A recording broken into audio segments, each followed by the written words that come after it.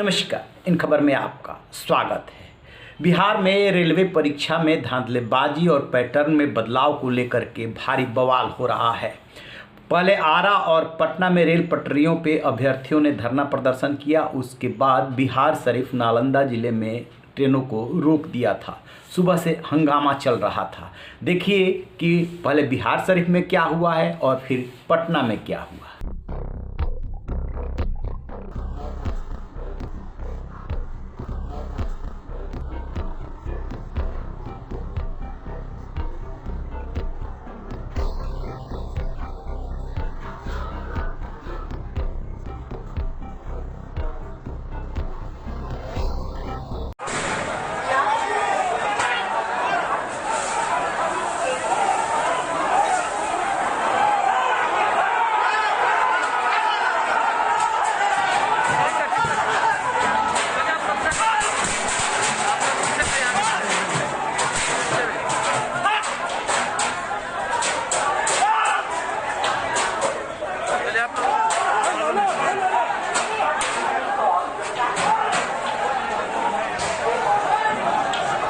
जैसा कि आपने वीडियो में देखा, ये वो छात्र हैं, अभ्यर्थी हैं जो रेलवे के परीक्षा में शामिल हो चुके हैं या हो रहे हैं।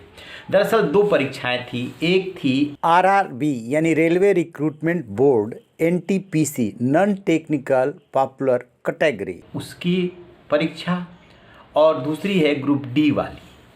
हुआ क्या कि जो रेलवे रिक्रूटमेंट बोर्ड उसमें जो रिजल्ट आया है उसमें एक ही अभ्यर्थी का चूंकि 13 पद थे तो कई जगह पे नियुक्ति हो गई। उसकी वजह से कई छात्र उस कंपटीशन से ही बाहर हो गए।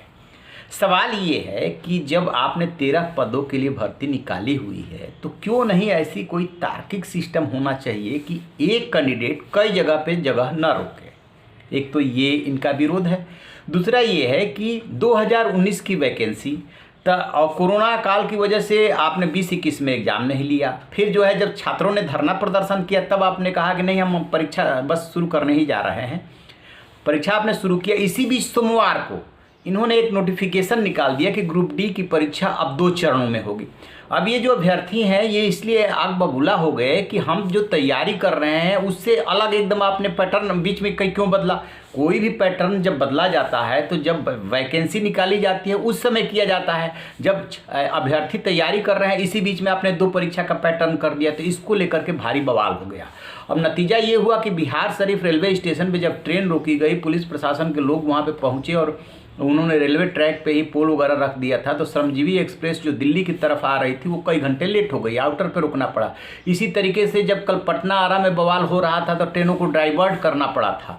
कहने का मतलब ये है कि आखिरकार ये जो सिस्टम में ऊपर लोग बैठे हुए हैं जिन्हें सब कुछ देखना है वो बीच में ऐसा बदलाव क्यों करते हैं। यही से मंशा पे सवाल उठते हैं। क्या इसका मकसद छात्रों को परीक्षा में पास होने से रोकना है? एक बात।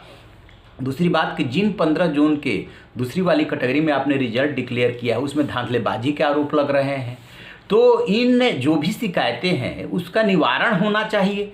जब निवारण नहीं होगा तो इतने दिनों से बेरोजगार युवक जो बैठे हैं उनमें आक्रोश तो फैलेगा। आक्रोश फैलेगा तभी तो रेलवे ट्रैक पे धरना दे रहे हैं। वो आक्रोश की अभिव्यक्ति किस रूप में होगी कहा नहीं जा सकता। इसलिए सिस्टम को संवेदनशील होने की ज़रूरत है और अभ्यर्थियों के सवालों का जवाब देने की ज़रूरत है कि बीच में पैटर्न मत चेंज कीजिए। या तो वैकेंसी निकालने के समय कीजिए या छात्रों को टाइम दीजिए। तो आपने वैकेंसी निकालने के समय किया नहीं। अब वो जब परीक्षा की तैयारी कर रहे हैं, परीक्षा होने वाली है तो आप कह रहे हैं कि अब नहीं अब 2 चरणों में होगी। तो ये वजह है बिहार में बवाल होने का और जगह जगह ट्रेनें डाइवर्ट करनी पड़ी है और ट्रेनें लेट हो रही हैं।